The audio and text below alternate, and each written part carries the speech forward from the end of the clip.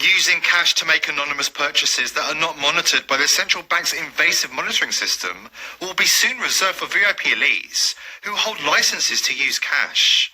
If we allow Klaus Schwab's World Economic Forum to roll out their carefully laid plans. The WEF hosted a summit in Saudi Arabia to quietly share the details about their disturbing plans to completely ban cash in favour of a 100% digital system. During a WEF meeting in Saudi Arabia recently, the central bank governor of Bahrain, Khalid Houmadin, said that ordinary people can't be trusted to spend their money how they see fit, and the elite must completely ban cash in the near future in favour of a fully digital solution.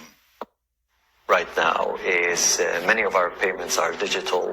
The truth is, I said that we're in a hybrid model. There's less and less use of cash. And I think that from predominantly digital with a little physical, I think the transition to fully digital is not going to be a stretch. People are used to it, people are engaged in it, and circumstances did help.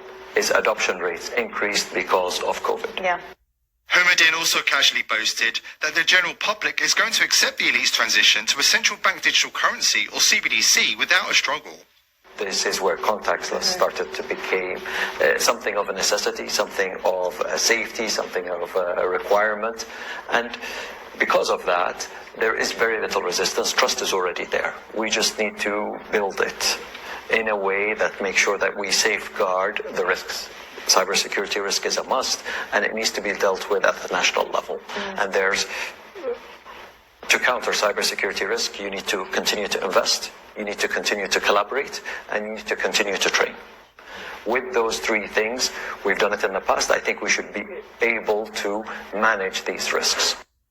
Did you catch that? The central bank governor actually said that the people trust the central banks to do whatever they want with our money.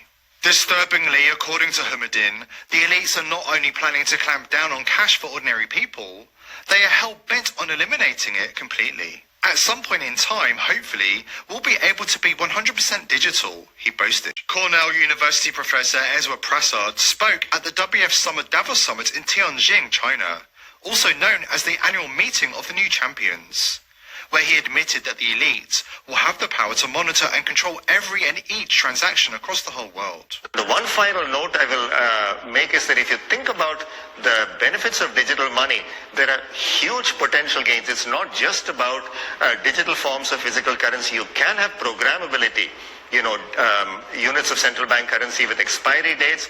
You could have, as I argue in my book, a potentially better, and some people might see it, or a darker world where the government decides that units of central bank money can be used to purchase some things, but not other things that it deems less desirable, like say ammunition or drugs or pornography or something of the sort.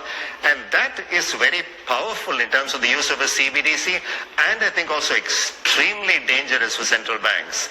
Because ultimately, if you have different units of central bank money with different characteristics, or if you use central bank money as a conduit for economic policies in a very targeted way, or more broadly for social policies, that could really affect the integrity of central bank money and the integrity and independence of central banks. So there are wonderful notions of things that can be done with the digital money, but again, I fear that technology could take us to a better place, but equally has the potential to take us to a pretty dark place.